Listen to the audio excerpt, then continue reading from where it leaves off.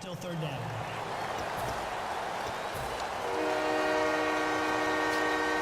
We've got a 3rd and 11. They come out here in the I. Brady going to throw. Backing up. He'll let this thing go for Sanders. And this will be caught in the end zone. Touchdown, Jets. Emmanuel Sanders, his 2nd touchdown of the afternoon. And the Jets have made this a one-score game. And, man, Charles, talk about zinging something in there. Those gloves, they help with one-handed catches, the fun stuff. Any padding for a rocket like that? One would think so, but I'll guarantee you this. After that throw, his hands will hurt later. Not right now in the moment. He's just feeling good about catching it. Yeah, a little stinger, but a touchdown. And he's able to get it across the 20, but not by much, as he's marked down at the 21-yard line. And now out come the Bills. And they will simply, Charles, be looking to duplicate what they did last drive when they were able to push it in for 6.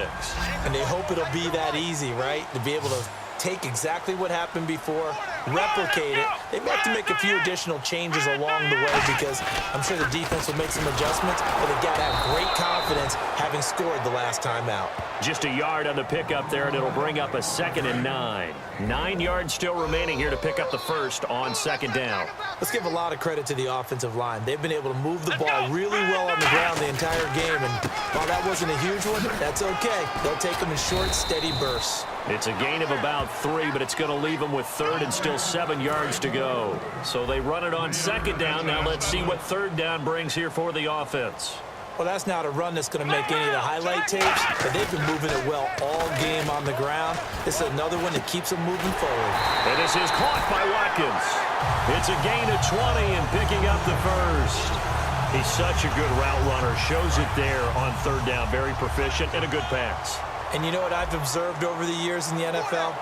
The better a route runner you are, the more confidence your guy's going to have in you to go to you in important times because he can trust you being in the right spot, and they connected there and picked up a first down. It's a pickup of 4, and it'll bring up 2nd down.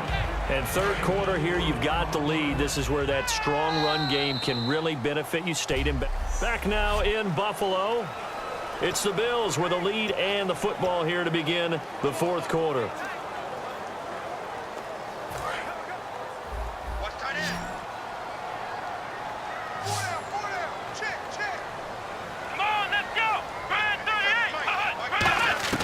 On 2nd down, here's Taylor. They got a man over the middle. It's Woods. It's an 8-yard pickup and leads to a new set of downs. Simple slant route and part of a really nice hard throw by the quarterback. Nice timing between the quarterback and the receiver. They were perfectly in sync, and he put it right on him on the inside route. Let's go! They'll throw on 1st down with Taylor. His throw incomplete. Chris Gregg, his tight end, was the intended target. And now it's 2nd down. 2nd down now after the incompletion. And the D-line pinching together must be expecting the run. Watkins alone on the left side. 2nd and 10 now. It's Taylor. And his throw is incomplete. Receivers work all the time on making sure they catch the ball, haul it into their bodies before they turn and run. A little bit of loss of focus on that play. Now play number 7 of the drive as they're looking at a 3rd and 10. Here we go! Throwing again, it's Taylor. He's going to hit his man out of the backfield, complete. And he'll get it inside the 40 to the 39. It's a 4-yard pickup, and it'll be 4th down. So much about this game is just understanding situations and then having to execute, isn't it? Guard the 1st down sticks. Don't let them get there. And they rallied and made the tackle. That one sails out of bounds. The side judge will walk it off. And he says it went out of bounds at the 9-yard line. Nice punt. Here's the Jet offense now. They head out to take over. And they're hoping to capture some of that magic they had last time out when they were able to put together a scoring drive. But they're still down here, Charles. Not the major concern, though, because of what you talked about. They scored the last time out. They feel good about themselves. They feel like their game plan is now in effect. They know how to attack and what plays they want to put together. But they've got to keep it moving in the right direction because, as you did note, they are down on the scoreboard. One thing I know from experience is that when the deep ball is thrown and you're the defender, you've got to fight that little bit of panic that emerges. You've got to play the ball really well. It's a 50-50 jump ball play. And guess what? They took a shot. How are you going to win it? And in this case, they managed to get it done. An ex-teammate used to tell me all the time, I hate experienced quarterbacks because no matter what, you really can't hide what you're doing. And I think that right there, he knew right away where the blitz was coming from, where his primary guy was going to be, and he ended up going to a secondary target for a nice game. I was just going to ask you, that wasn't the primary target. He's so good at that, isn't he? I think he knew right away that he wasn't going to get to his primary guy. I think he read that as soon as he got to the line of scrimmage, knew where the pressure was going to come from, and said, I know how to beat that, and that's what he did. They run with it. It's Kelly. Big yardage that time for the Jets. 41 yards on the ground. Well, they know they've got a good starter. Now the guy coming in to spell him shows he can run it pretty good as well. And I think he appreciates the starter, wearing people down, tiring them out a little bit. He took full advantage, didn't he? Came in with fresh legs and carried the ball. Wide open receiver complete. They'll get 16 yards there. And the Jets are going to have a first down. Time for a break. We'll come back, see what transpires after this. So it's Jets football as we get you reset here. And let's see what they've come up with offensively after having time to talk it over. They come out here in the eye. Brady. He's going to flip one out here to his running back. It's a good gain of 11, sets him up first and goal. So many times you hear today's NFL described as a space game. Get your best players into space with the football in their hands. That's why sometimes you just swing it out to your runner, get him out in the flat, and let him have a chance to make people miss an open field. And this will result in him losing yardage. Back to the 3. That's going to go as a loss of 2, and it'll be second down. And that loss of yards there is not just on him. It's on the guys blocking for him. I mean, they're supposed to create some type of space or at least get a stalemate. They end up letting them through, and they ended up tackling him for a loss. He's back to throw. Got a man, it's caught. Touchdown, Jets. Dennis Pitta, a 2-yard touchdown grab. And the Jets have taken the lead here in the fourth quarter. And touchdown, and congratulations, and 0 relaxation ahead of them, right? Way too much time on the clock for them to start celebrating. Yeah, part 1 is done, but now on the sideline, you can already see them scrambling down there. They're getting those defensive guys ready. Yes, you have to get those guys ready, and you also have to talk to your special teams guys. Make sure the kickoff is exactly what you want and cover it well. Well, that decision to me was all about pulling up the chart. You know, that beautiful chart that tells you when to go for 2, when to go for 1. I do love it. It helps you with your decision-making during heated times. And just look at it right here in this point of the game. Go for 2. Try and make it a field goal difference. But now just up 1 makes the rest of this fourth quarter a little more interesting. Yeah, they followed the chart. They just didn't get the 2 points on the board, did they? Nope. Set now to kick this one away, and off it goes. This fielded a few yards into the end zone.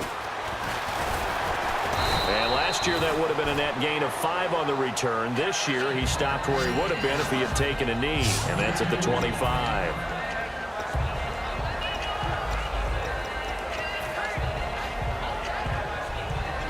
Now the Bills offense gets ready to head back onto the field. They're only in need of a field goal, a decent amount of time on the clock. So tell me if I'm wrong. You don't have to be too panicked here. No, not at all. I agree with you. And this is where your preparation and your confidence comes into play.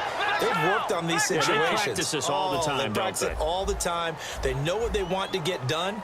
And in a lot of cases, the great competitors, they love this situation. They think they can go ahead and get it done. They practiced it. We'll see if practice makes perfect. And, a crusher there as it's intercepted. A great read, and it's picked off.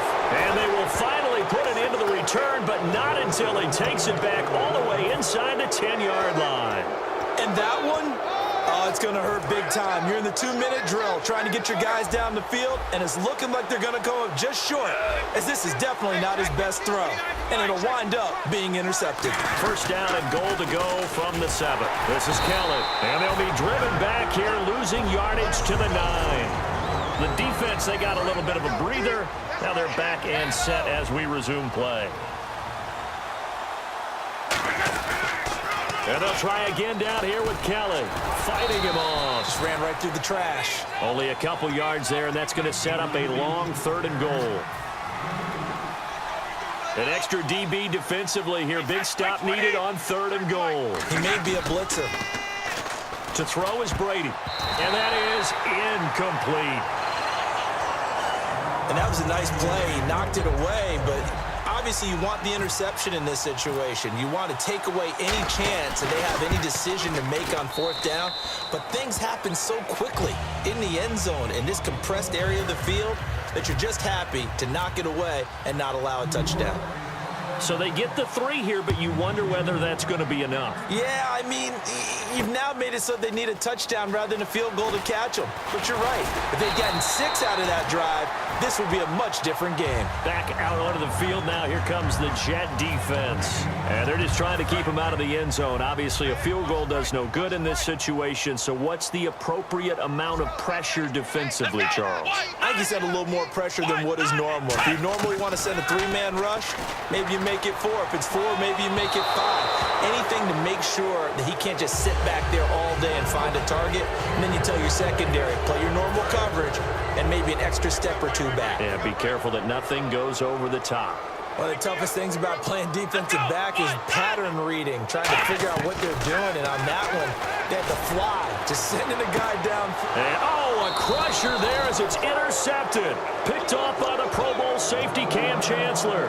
Boy, what a turnaround. They exited the lockers with a nice lead, and now all of this. What's happened? So when you start to write your novel, you'll start out with, it was a tale of 2 halves, won't you? Well, hey, but I'm a bad writer. I don't know exactly what happened because sometimes teams can go in with a lead and get too comfortable, too relaxed, and a couple of things. This is caught inside the 15. Well, Charles, it's one thing to win. It's another thing to win and put up the amount of points that they did. Boy, were they clicking on offense. They can't help but feel great about themselves, can they? I mean, what a game to put up that number of points, continually feeling like they're moving the ball and things are working and clicking. They think that they can bottle this and carry it with them. And as an offensive coordinator, you just don't think you can do anything wrong. Whatever you call, run, pass, it's all going to work. That's called being in the zone.